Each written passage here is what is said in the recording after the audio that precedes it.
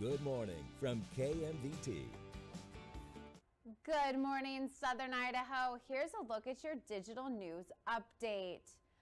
Emergency crews helped rescue a man at Pillar Falls yesterday afternoon. According to the Twin Falls Fire Department, a man became injured and couldn't get back up the trail. Rescuers had to get a boat down there to take him and his dog back to Centennial Park.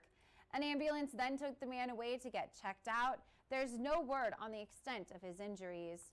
The Beale Police Department says the city's Veteran Memorial Wall at Eastman Park has been vandalized again. Police say this is the second time it's happened.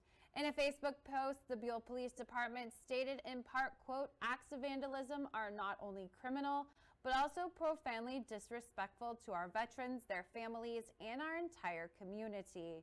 Residents who live near Eastman Park are being asked to check their surveillance systems for suspicious activity or people in the area since Wednesday night.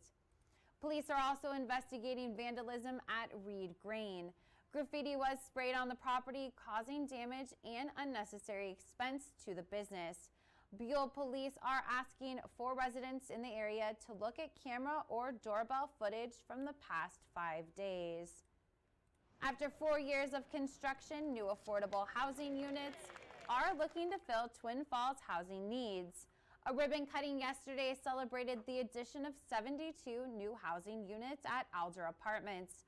Only residents making 60% or less of the median area income can live in these units.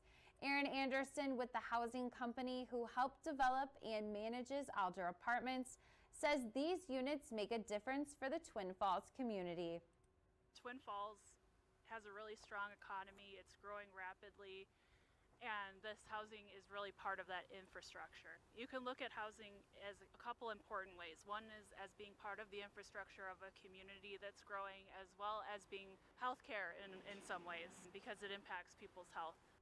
Anderson says the units are filling up fast with only 16 left. The city of Oakley played host to state leaders as it became Idaho's capital for a day. The event gives people in cities around the state a chance to ask questions in person that matter to them. Yesterday's topics include water issues, education, kids' mental health, and health insurance. These events are also a time for state leaders to take notes and make changes based on what they hear from Idahoans. People ask us things. I often go around the state and I go, oh yeah, we fixed that because of a question we had at Capitol for a day. It's so important where we're such a rural community. We have issues that we feel that are not being heard by people at the state and federal levels. This brings them to us so those questions can be answered and everybody can be informed and they know that we do matter and that our communities matter. Yesterday's event in Oakley marked the first time it's hosted Capitol for a day in 15 years. Some of the families killed near the University of Idaho in 2022 are seeking to block the release of certain records in the case. The families of Ethan Chapin and Madison Mogen filed a request for a permanent injunction. They want certain photos and body camera footage blocked from the public, especially since this case garnered worldwide attention.